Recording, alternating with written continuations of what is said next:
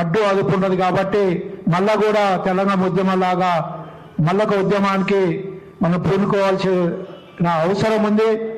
Complete ఇక్కడ ఉన్న కూసాలతో యుక్తంగా బిస్తర్ కట్టించి మళ్ళా బస్తర్ అడవులకు ఈ ఆంధ్ర ఆధిపత్య చలాయిస్తున్న అందరినీ కూడా మరి చేయాల్సిన అవసరం ఉంది. ఇప్పుడు మరి తెలంగాణ ఉద్యమకారుడు తెలంగాణలో ఎన్నో పోరాటాలు ఆన్లైన్ మీద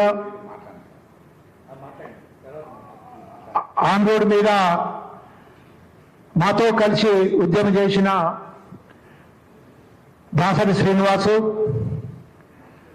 మరి నిట్టులో ఎంటెక్ చేసుకుంటూ కూడా మంచి ఉద్యమం వస్తే కూడా అది కాదని ఉద్యమంలో పాల్గొని ఆ అవకాశం పోగొట్టుకొని ఈరోజు సమాజం పట్ల తెలంగాణ సమాజానికి ఏదో ఒకటి చేయాలని లాభమా నష్టమా అని చూడకుండా మరి తెలంగాణ స్ఫూర్తిదాయకుడు కాళోజీ పేరు పెట్టుకొని ఛానల్ నడుపుతున్న దాసరి శ్రీనివాసు ఇక్కడ తెలంగాణలో వచ్చిన తర్వాత టీఆర్ఎస్ ప్రభుత్వంలో కూడా అతని మీద అరాచకం నడిచింది.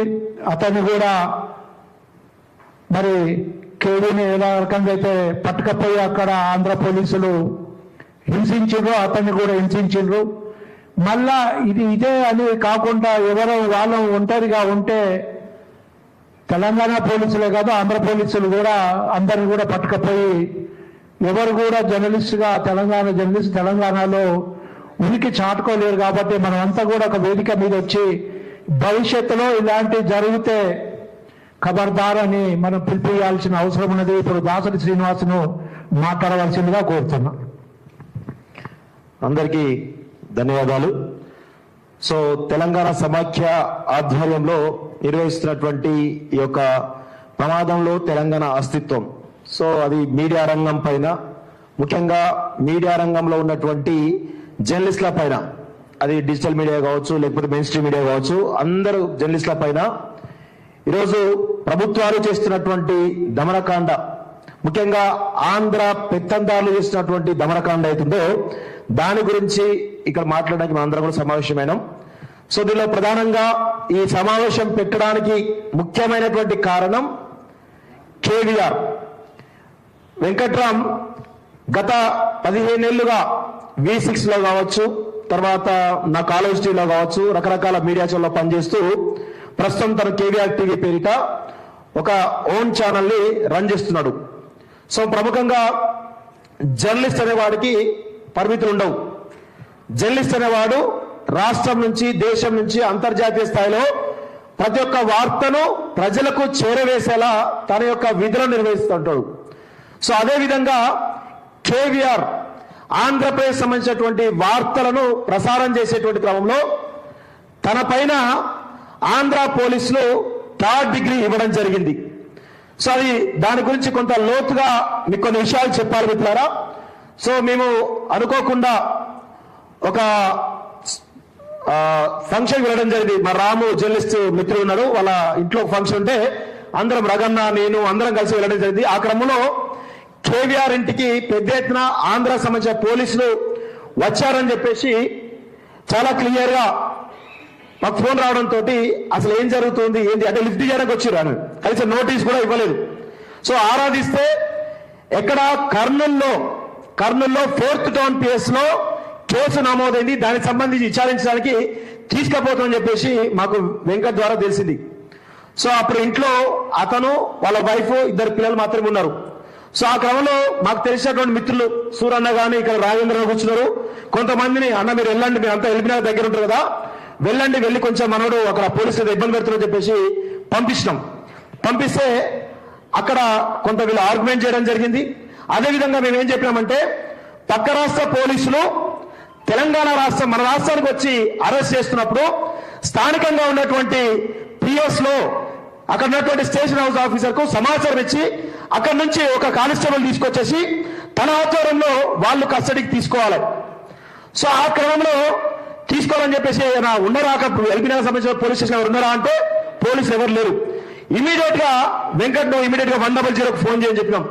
100 ఫోన్ చేస్తే మాకు సంబంధం లేని చెప్పేసి పోలీసులు చెప్పడం జరిగింది.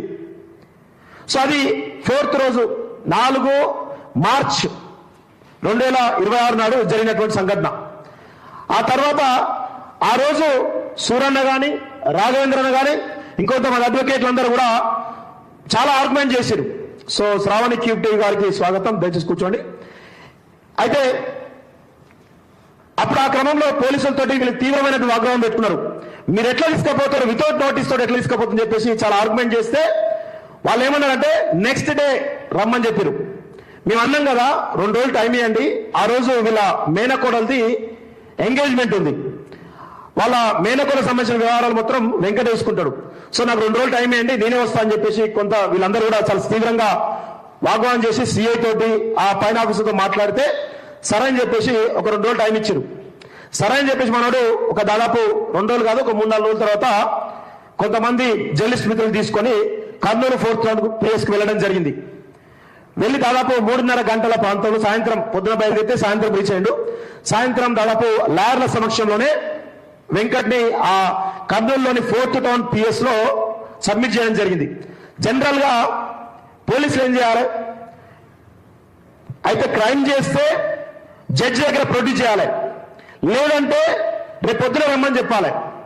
కానీ తెలివిగా వీళ్ళు ఏం చేశారంటే ఉండనివ్వండి, మేము కొంత నోటీస్ ఇచ్చినాం కదా, దానికి సంబంధించి ఎంక్వైరీ చేస్తామని చెప్పేసి పంపించారు. సరే రాత్రి అర్ధరాత్రి సమయంలో లేకపోతే మరి విచారణ అయిపోయిన తర్వాత జడ్జి దగ్గర తీసుకోపోతారని మేము అనుకున్నాం. కానీ రాత్రి 10:30 గంటల సమయంలో ఎవరు విక్రమ్ సింహ అనేటువంటి ఆ స్టేషన్ సిఐ ఎవరైతే ఉన్నారో ఆయనే కంప్లీట్ గా వెంకట్ మీద చాలా పెద్ద ఎత్తున 3rd డిగ్రీ ప్రశ్న జరిగింది. సో ఇది ఆ విక్రమ్ సింహ సంబంధించినటువంటి సిఐ ఫోటో మీకు అందరికి కూడా షేర్ చేస్తా. ఈ సిఐ సంబంధించినటువంటి ఫోటో, ఈయనే ఎవరి ఆధ్వర్యంలో కోయ ప్రవీణ్ అని చెప్పేసి IPS ఆఫీసర్ అనుకుంటా, ఆయన నాకు ఐడియా లేదు, కర్నూలు రేంజ్ DIG.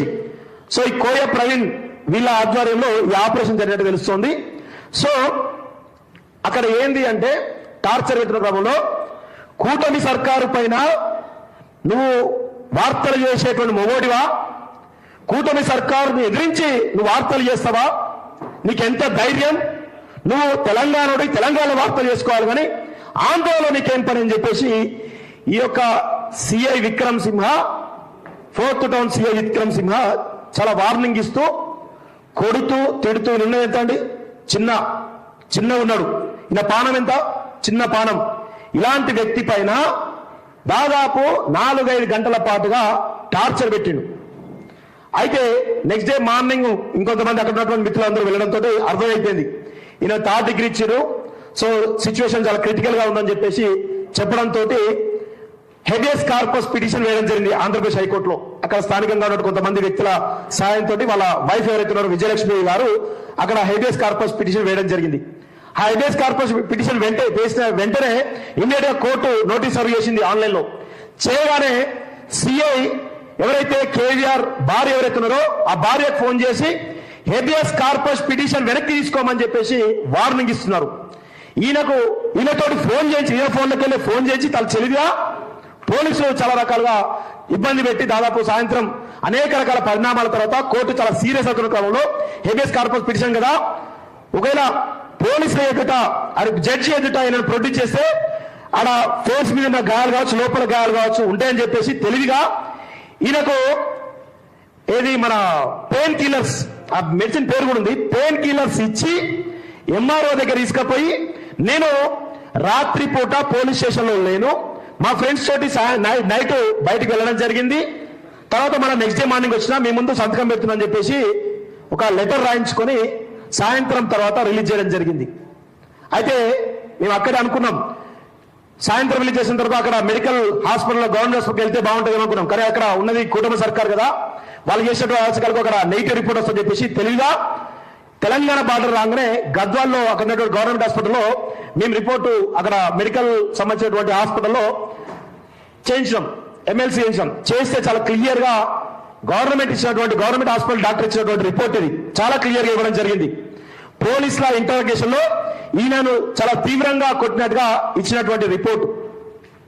సో ఇంత దారుణాతి దారుణంగా వివరిస్తున్న తర్వాత ఈయన రిలీజ్ రావడము, తర్వాత హెబియస్ కార్పస్ పిటిషన్ కొట్టుకోవడము, తర్వాత ఇంకొక పిటిషన్ వేయడం, ఏది ఈయన కేసు సంబంధించిన పిటిషన్ వేయడం, దానికి సంబంధించి కూడా స్టే విధిస్తూ కూడా హైకోర్టు జడ్జిమెంట్ ఇవ్వడం జరిగింది. అయితే కేసు సంబంధించినటువంటి బ్రీఫ్ ఇది. నేనేమంటా ఉన్నాను, మీరు కేవీఆర్ చేసినటువంటి కథనాల పట్ల మీకు అభ్యంతరాలు ఉంటే కేసులు పెట్టుకోవచ్చు, చట్టపరంగా చర్యలు తీసుకోవచ్చు, దానికి ఎటువంటి అభ్యంతరం లేదు. చట్టం పరిధిలో మీరు ఎలాంటి ఆ చర్యలు తీసుకున్నా ఇబ్బంది ఉండదు. కానీ దుర్మార్గంగా తెలంగాణ రాష్ట్రానికి సంబంధించినటువంటి జర్నలిస్టులను ఆంధ్రాకు సంబంధించిన వాళ్ళు పోలీసులు వచ్చి ఇక్కడికి వచ్చి కనీసం స్థానికంగా ఉన్నటువంటి పోలీసు సమాచారం ఇవ్వకుండా మీరు ఎట్లా తీసుకోబోతారని చెప్పేసి ఈ సందర్భంగా మేము అడుగుతా ఉన్నాం. అంటే తెలంగాణ జర్నలిస్టులు అయితే ఆంధ్ర వార్తలు చేయొద్దా? అంటే ఇక్కడ తెలంగాణలో ఆంధ్రాకు సంబంధించినటువంటి జర్నలిస్టులు, ఆంధ్రాకు సంబంధించినటువంటి ఛానళ్లు ఎన్ని ఉన్నాయి, వాటిపైన మేము ఇదే విధంగా ఒక పౌర సమాజంగా మేము దాడులు చేస్తే మీకేంది పరిస్థితి అని చెప్పి అడుగుతున్నాం. చంద్రబాబు నాయుడు కానీ, పవన్ కళ్యాణ్ కానీ, ఆ చుట్టుపక్కల పరివారం అంతా కూటమి సర్కారులో ఉన్నట్టు మీరందరూ కూడా గమనించండి. ఈరోజు మీ ఛానల్ ఉన్నాయి, TV9 కానీ, ఆంధ్రజ్యోతి కానీ, TV5 కానీ, మహా టీవీ కానీ ఉన్నాయి కదా, ఇవన్నీ కూడా మీ ఆంధ్ర ఛానలే కదా. వాటిపైన మేము తిరగబడితే మీ పరిస్థితి ఏందో అర్థం చేసుకోమని చెప్పేసి చాలా స్ట్రాంగ్ గా వార్నింగ్ ఇస్తా ఉన్నాం. ఏంటి ఇప్పుడు మహా టీవీ వంశీకి నొప్పి అవుతా ఉంది.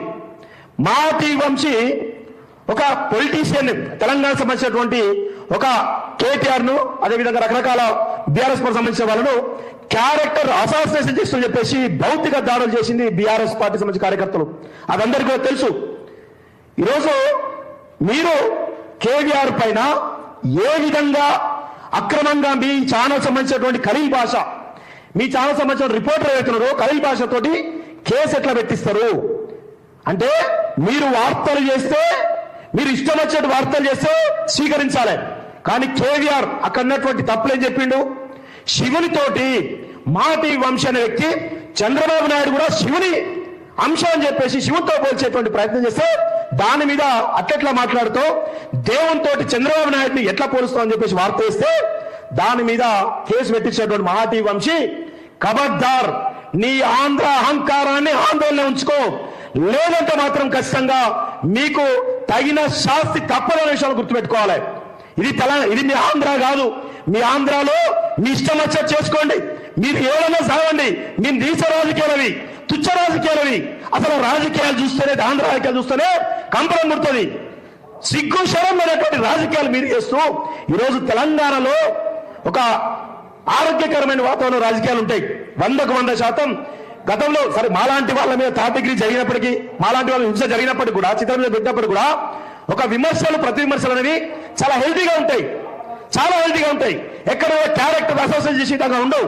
కానీ ఆంధ్రాలో ఒకరిపైన ఒకరు, జగన్మోహన్ రెడ్డి భార్య పైన చంద్రబాబు నాయుడు భార్య పైన జగన్ సంబంధించిన వాళ్ళు, అదేవిధంగా లోకేష్ భార్య పైన, ఇదే విధంగా జగన్ సంబంధించిన వాళ్ళ భార్యల పైన ఇష్టారీతిన కుటుంబాలను పెట్టుకొని కూడా రాజకీయం చేసేటువంటి నీచమైన రాజకీయం చేసేటువంటి మీరు ఈరోజు ఇక్కడ హెల్దీగా చేసేటువంటి జర్నలిజం చేసేటువంటి వాళ్ళపైన మీరు తాటికి చేస్తుంటే మాత్రం తెలంగాణ సమాజం ఒప్పుకోదు. దీనికి ఖచ్చితంగా తీవ్ర స్థాయిలో ప్రతిఘటన చేస్తాం. రాష్ట్ర ముఖ్యమంత్రి రేవంత్ రెడ్డి గారు కూడా మేము చెప్తా ఉన్నాం, మీరు ఆంధ్రాకు సంబంధించినటువంటి చంద్రబాబు ఆదేశాలతోటే పరిపాలిస్తున్నారనేటువంటి ఒక చర్చ జరుగుతా ఉంది.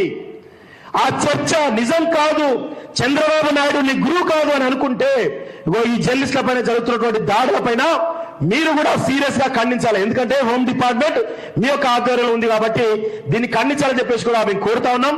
సో ఖచ్చితంగా ఇలాంటి దాడులను ఎట్టి పరిస్థితుల్లోనూ తెలంగాణ సమాజం కానీ, తెలంగాణ జర్నలిస్టులు కానీ మేము ఎక్కడ కూడా ఇట్లాంటి ఉపేక్షించము. తీవ్ర స్థాయిలో ప్రతిఘటన ఉంటుందని చెప్పేసి ఆంధ్రాకు సంబంధించినటువంటి కూటమి ప్రభుత్వానికి కానీ, ఆంధ్రాకు సంబంధించినటువంటి రాజకీయ నాయకులకు కానీ, ఆంధ్రాకు సంబంధించినటువంటి మీడియా వ్యక్తులకు కానీ దయచేసి చెప్తున్నాం, మీ లిమిట్ లో మీరుండండి. మీ లిమిట్ దాటితే మాత్రం మేము కూడా లిమిట్ దాటితే మీరు ఇక్కడ హైదరాబాద్ లో ఉండరు అనే విషయంలో గుర్తుపెట్టుకోవాలని చెప్పేసి మరొకసారి స్ట్రాంగ్ వార్నింగ్ చేస్తూ నాకు ఈ అవకాశం ఇచ్చి మీ అందరూ కూడా ధన్యవాదాలు. Thank you very much. ఇదే విషయం మీద మనం ఇచ్చిన అల్సు, కేసీఆర్ ఇచ్చిన